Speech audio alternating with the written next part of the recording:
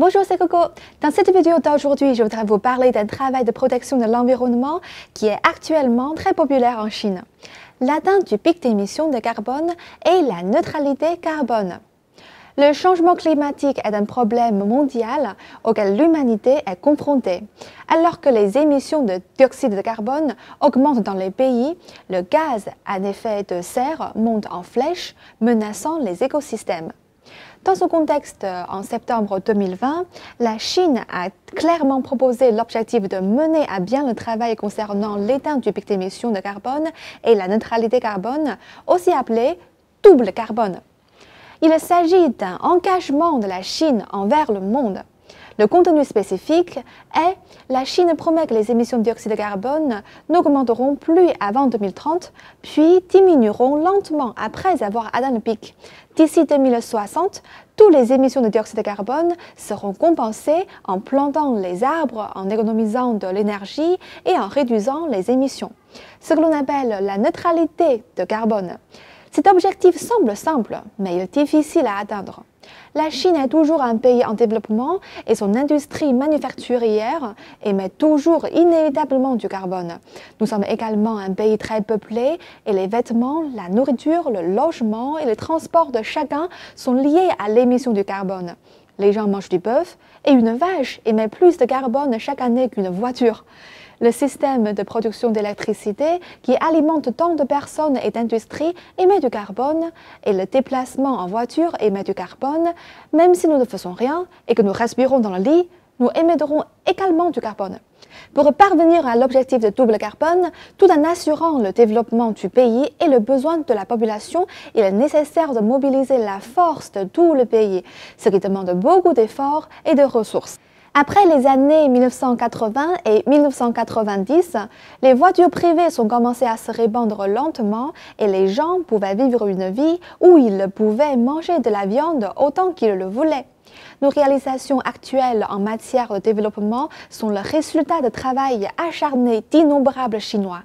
Je crois que le désir du peuple chinois d'une vie heureuse est aussi urgent que n'importe qui d'autre dans le monde.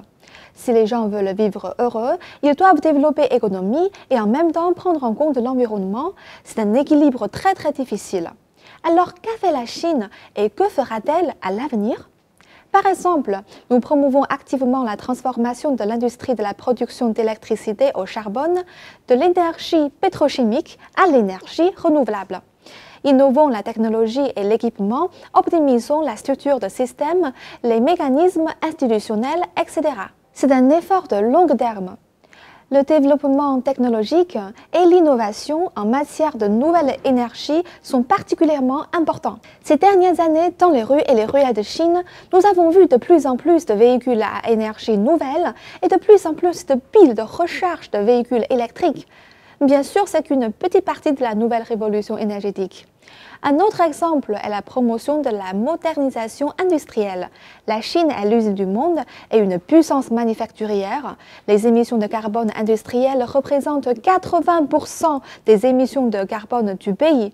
Par conséquent, il est nécessaire de contrôler strictement les émissions de carbone industrielles et de promouvoir une transformation économe en énergie. Par exemple, transformer les dispositifs de purification des gaz d'échappement de l'usine et utiliser des équipements à faible émission de carbone dans le processus de la production.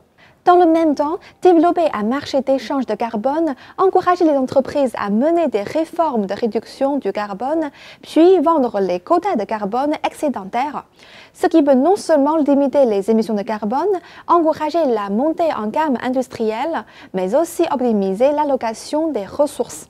De plus, développer des puits de carbone forestiers, c'est-à-dire l'augmentation de la capacité d'absorption et de séquestration du carbone des forêts, comme le boisement, la restauration des écosystèmes endommagés, le renforcement de la gestion forestière et la mise en place de systèmes agroforestiers.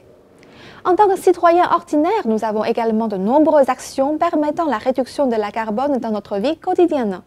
Par exemple, au bureau, essayez d'imprimer de deux côtés, veillez à ce que la température du climatiseur ne doit pas être trop basse. En temps de mode de déplacement, conduisez moins possible et utilisez davantage les transports en commun. En Chine, de nombreux restaurants n'utilisent plus le couvert jetable et même les pailles en plastique ont été remplacées par des pailles dégradables en marque de café. Et les supermarchés, ils commencent à facturer les sacs en plastique. Il existe également une fonction sur Alibaba, un logiciel de paiement chinois, pour encourager les citoyens à planter des arbres. Les émissions de carbone économisées par les utilisateurs marchant au lieu de conduire, payant l'eau, l'électricité et le charbon en ligne et achetant des billets en ligne seront calculées comme des énergies vertes virtuelles. Il peut être utilisé pour faire pousser un arbre virtuel dans le téléphone mobile.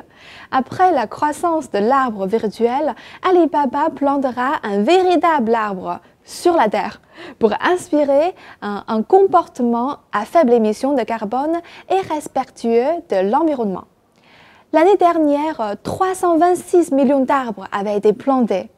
Alors, suivez ma page Facebook Coco Studio et abonnez-vous à Coco Studio sur YouTube aussi pour plus d'infos sur la Chine actuelle et authentique. Ciao!